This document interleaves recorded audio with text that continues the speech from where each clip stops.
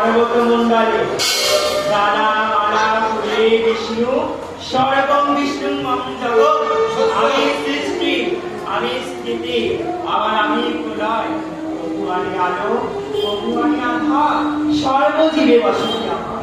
বলো পুত্র বলো, কেন আমায় স্মরণ করেছো? প্রভু আপনাকে স্মরণ করেছে এই কারণে 107 বার যজ্ঞের আয়োজন করেছিলাম, তাতে কোনো আমি ফল পাইনি।